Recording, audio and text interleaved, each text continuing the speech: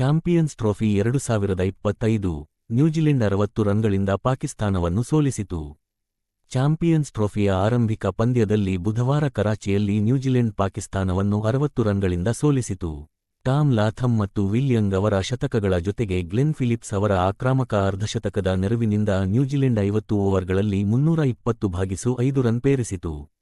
ಪಾಕಿಸ್ತಾನದ ನಾಯಕ ಮೊಹಮ್ಮದ್ ರಿಜ್ವಾನ್ ಟಾಸ್ ಗೆದ್ದು ಬೌಲಿಂಗ್ ಆಯ್ಕೆ ಮಾಡಿಕೊಂಡರು.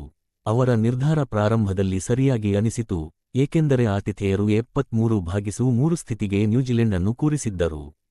ಆದರೆ ಯಂಗ್ 107 ಮತ್ತು ಲಾಥಮ್ 118 ನಕ್ಷತ್ರ ಚಿಹ್ನೆ ಅವರ 118 ರನ್ ಜೊತೆಯಾಟವು ನ್ಯೂಜಿಲೆಂಡ್ಗೆ ಲಾಭ ಮಾಡಿಸಿತು.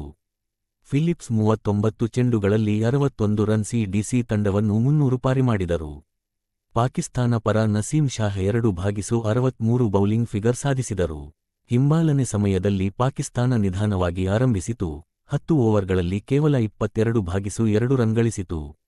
ಬಾಬರ್ ಆಜಮ್ 64 ರನ್ ಕಲೆ ಹಾಕಿದರು, ಆದರೆ ಅವರು 90 ಚೆಂಡುಗಳನ್ನು ತೆಗೆದುಕೊಂಡರು, ಇದರಿಂದ ರನ್ ವೇಗ ಕುಂದಿತು.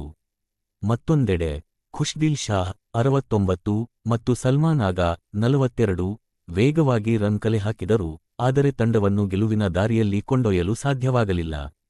ನ್ಯೂಜಿಲೆಂಡ್ ಪರ ವಿಲಿಯಂ ಓ ರೂರ್ಕೆ ಮತ್ತು ಮಿಚೆಲ್ ಸಾಂಟ್ನರ್ ತಲಾ 3 ವಿಕೆಟ್ ಪಡೆದು ತಂಡಕ್ಕೆ ಭರ್ಜರಿ ಗೆಲುವು ತಂದುಕೊಟ್ಟರು.